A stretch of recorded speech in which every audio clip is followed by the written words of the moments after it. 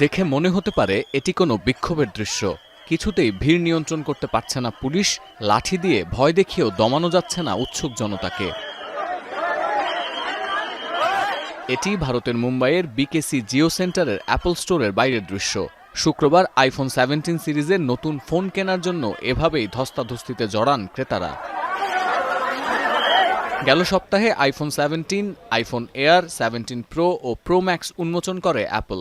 শুক্রবার থেকে আনুষ্ঠানিকভাবে বিশ্বের বিভিন্ন দেশে শুরু হয়েছে নতুন সিরিজের আইফোন বিক্রি। যদিও এজন্য অনলাইনে আগে থেকেই ফোন অর্ডার করে রাখতে হয়েছে ক্রেতাদের। তবে দীর্ঘ লাইনে রাতভর অপেক্ষার পর কাঙ্ক্ষিত ফোন পেয়ে উচ্ছ্বসিত ক্রেতারা। ये न्यू फीचर्स है इसके अंदर, जैसे डिस्प्ले में न्यू फीचर्स दिया है और इसके कैमरे में जूमिंग दिया है एंड कलर है ऑरेंज कलर, न्यू कलर है। इसकी बहुत डिमांडिंग है।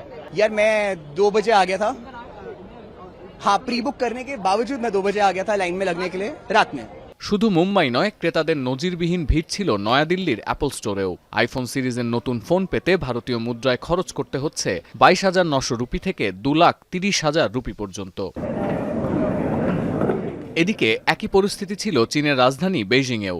শুক্রবার স্থানীয় সময় সকাল 9টা থেকে রাজধানীর পূর্বাঞ্চলের এই অ্যাপল স্টোরে ভিড় করেন অন্তত 3 শতাধিক ক্রেতা।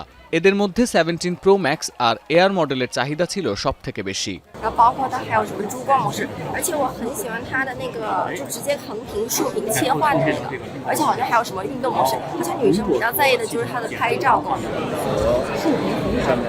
প্রথম দিন অনলাইন প্রি অর্ডারের ভিত্তিতে যে আইফোন 17 প্রো ম্যাক্স বিক্রি হয়েছে তার জন্য ক্রেতাদের গুনতে হচ্ছে 9,999 ইউয়ান বা 1400 মার্কিন ডলারের কিছু বেশি অর্থ।